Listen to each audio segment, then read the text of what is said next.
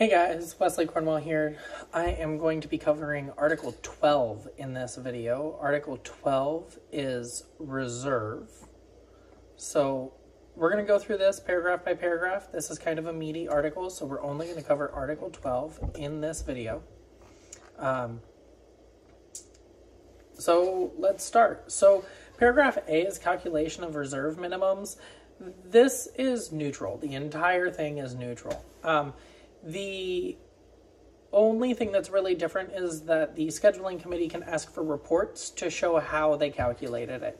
So currently, the way that JetBlue has operated reserve for as long as I can remember and know of is it is typically the top 70 to 80% of in-flight crew members inside of each base are line holders, and the bottom 20% are reserve.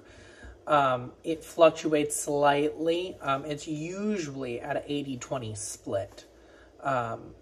And so that's really not different here.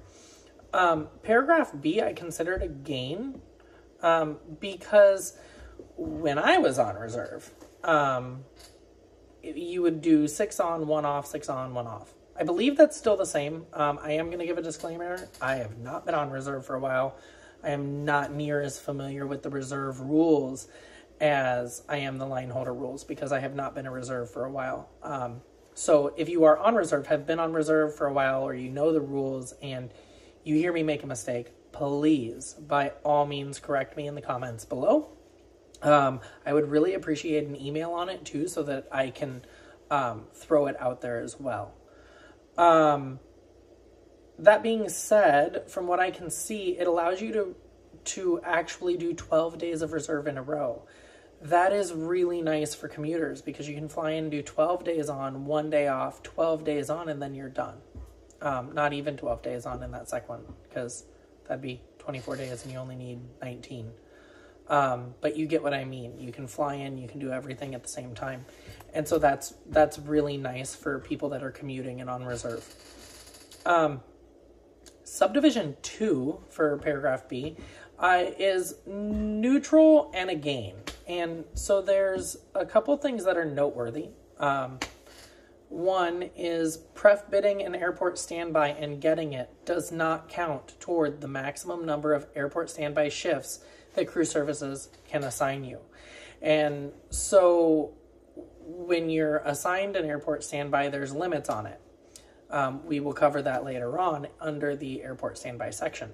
But if you bid for it and get it, that's above and beyond the maximum that crew services can assign you. It's not a gain, it's not a loss. I mean, if anything, it's a gain because you can pref bid for airport standby now. But it is noteworthy, so it's just something to keep in mind as you're going through this. The other noteworthy neutral is it sets 1,800 hours as the target for reserve assignments to be completed. And this is another one of those things where it sounds really good when it's written, but it's kind of unenforceable. And the reason for that is, so under subdivision 2 in paragraph C, it says, reserves are required to view their next day scheduled assignments after 1,800 base local. And then in paragraph D, it says, in the event reserve assignments are delayed past 1,800 base local, reserve assignments will not be considered final until crew services communicates electronically that the assignments are complete. Well, that's what we already have, and that's what we already have issues with because when weather gets even slightly bad or when one base has a small hiccup, they delay reserve assignments sometimes until midnight. And so there's nothing here that's meaty enough for that to really be considered a gain. You know, if it was, if there was language in there that said if reserve assignments are delayed past 1,800, then starting times the following morning will be delayed by the same amount of time. That would be a gain. That would be putting it in writing. That's kind of what they started doing after everybody started freaking out. but putting that in writing and holding their feet to the fire would be really nice. So it's a neutral because it's the same as what we have. They're supposed to have it done by 1800, but they can delay it. The gain here is that you can now pref bid for not only pairings, but you can also pref bid for airport standby and AM and PM reserve shifts. We've been talking about this for years. It's finally here. That's kind of nice. And then you can pref bid up to 85 hours. So those are kind of the gains in subdivision 2. Subdivision 3, reserve assignments, I have rated as a loss to a neutral. So let's cover the neutrals first. The neutral is no red-eye flying if originally scheduled prior to 8 a.m. Great. I did see some comments that right now it's if you're originally scheduled prior to noon. That's where I was trying to find it in the ISM, and I'm trying to put this stuff together kind of quickly. And so I may have missed that. That's another one. If I missed it, please comment below so that the information is there. I do know that there's a time frame where if you're scheduled in this time frame, you can't be assigned red-eye flying. I just didn't know the cutoff time. Under the contract, it's 8 a.m. So I consider that a neutral. It might be a little bit of a loss because from what I'm hearing, it might be 2 hours earlier. And then the other thing that is nice is concurrence is needed to be changed to an earlier report or assignment. Everything else is substantially the same. The loss, here's the loss. Once you begin your home reserve, crew services can call you, put you on rest, and put you back on reserve later that day. Well, most people have an issue going to sleep because they're prepared for a reserve shift at 3, 4 o'clock in the morning. Then they end up, crew services is now going to call you at 4 o'clock in the morning to tell you that you're back on rest. Well, now you're on rest from 4 to 1400, and you didn't really plan for that. You're already up for the day. And so it really it can create a super long day. So just be careful with that. I was a little taken back by that. But it's a loss because you can begin your reserve shift and then they can put you on rest without your concurrence and then put you back on reserve. And so they can essentially extend your reserve through the entire day. Makes it a lot harder to plan your life. Airport standby is neutral to a gain. And so the way I worded this one is everything that's not mentioned in gain is substantially the same as what we already have. And so it's neutral. And so let's go over the gains. For one, line holders, you have to agree to do airport standby now. That's a gain, right? They can't just call you and say, hey, you're modified, and by the way, you're sitting at the airport for 6 hours. The other gain is reserves. You can't be assigned more than 2 airport standby shifts in a row. That's down from 3, so that's a gain. And no more than 6 airport standbys in a month. That's down from 8. And just remember, if you pref bid those, if you go into it with the idea of, I'm just going to pref bid and get all 6 done in the beginning of the month and then I won't get called, that's not true.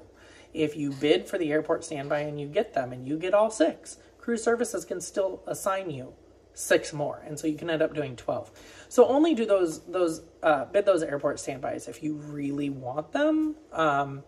Or if you want to increase your credit hours early so that you reduce your chance of being called later. Be strategic about it. Bidding is a strategy, okay? And then the other gain is that you cannot be extended on airport standby beyond 1 hour without your concurrence. That's a gain. Because they can't just call you and say, hey, we're going to assign you a pairing now that starts 2.5, 3 hours later, and we're just going to extend your airport standby. Home reserve can only be converted to airport standby within the first 7 hours. That's a gain. Okay, that right there is a gain. You can't sit a 10-hour airport standby shift and then 2 minutes before the end, home reserve shift, and then 2 minutes before the end of your home reserve shift, get assigned an airport standby shift that starts 2 hours after your home reserve, which under the current rules is legal. And so that's a gain. They have to call you within the first 7 hours if they want you to sit for 6 at the airport. Now, here's where you have to be careful, okay? It doesn't say whether it's the first time you started home reserve or if it's the second time. So what happens if you start home reserve at 4 o'clock in the morning and you're doing a 10-hour shift? And so you sit from 4 a.m. to 13:30. And then they call you and they go, hey, we're going to put you on rest. Here's 12 hours, 10 hours, whatever it is. And then you're going back on reserve. Okay, so now you're back on reserve, 10, 12 hours later. At what point does the 7-hour clock start, right? There's no clear definition there. So just be aware of that. Not necessarily a bad thing, because I think limiting it to the first 7 hours of your home reserve shift, regardless of if it's the first or the second one, is still a gain. Just be aware that because they can put you on rest and then back on reserve, it could potentially cause a couple problems or at least misunderstandings. Subdivision 5, notification of assignment. I have as a loss-ish to a neutral. And so the loss is there's no protection from dependability points if you agree to report less than the minimum call out. So sometimes crew services will call you and they'll say, hey, I know you have a 2-hour call out. We really need you there in an hour and a half. Can you do it? Under the current rules, if you say yes and you get there in 2 hours and 45 minutes, there's no points associated with that. Under the contract, that language is not in there. And so you could potentially receive points to that.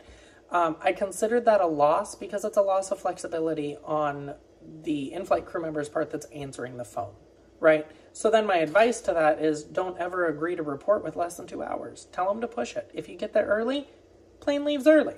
If you get there right at the 2 hours, you're still safe, but you need to make sure you protect yourself.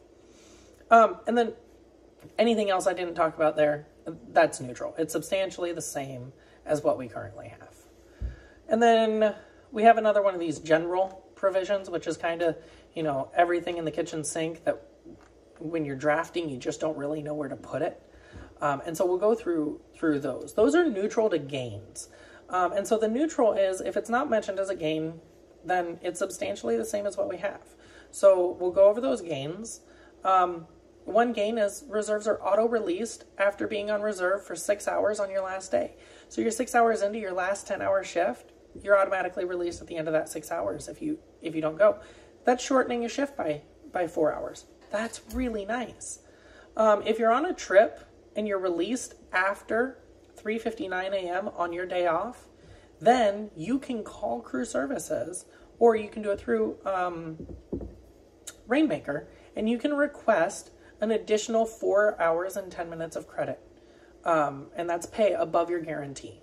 And so that's an easy way, especially in the winter when you're delayed and getting back early in the morning and you're working into your day off.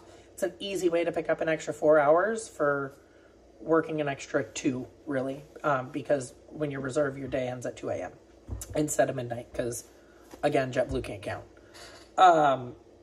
If you don't want the extra pay, then what you can do is call crew services and you can get an extra day off somewhere else. And so either way, like, you either get an additional 4 hours of pay or you eliminate one of your reserve days by working into your day off. That's really, really good. That's a great trade-off. And so that's a solid gain. Also, I consider this a gain just because there's no real guidance on it in the current ISM. There's a guarantee that you are going to be scheduled to be released by 4:59 p.m., 16:59, on your last reserve day before your vacation. Not before your day off, but before your vacation. And so that's kind of nice. There's some protections in the contract that say, hey, for vacation, we need to make sure that they're actually off and they can make their vacation. There's some other things around there, but we'll talk about that when we get to vacation.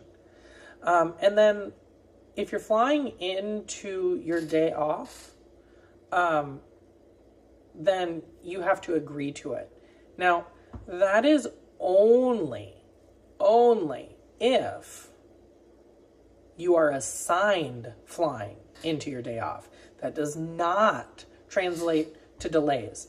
Regardless, that's a gain, right? Because anytime that there's something in here where crew services has to ask your permission to do something, it's kind of a gain. And then subdivision 7 is reserve levels. I have it as neutral. It's basically what we already do. There's really no change there. So that is a solid neutral. And then for RSA, the reserve system augmentation, that's also neutral. It is the same as what we have. You know, you're still responsible for your own hotel if you pick up one of those shifts, things like that. So there's really no change there. That kind of covers reserve. Thanks again for listening. Don't forget to visit evaloncare.com, EVALONCARE.com. Check out our products. Let us know what you think. Also, if you have any comments for the video, if I missed something, again, I'm not super familiar with the reserve rules, and so I was trying to compare as best as I could, and also as quickly as I could to get these out to you. So please feel free to put comments below if I miss something, especially if you're on reserve. All right, thanks. See you in the next one. Bye.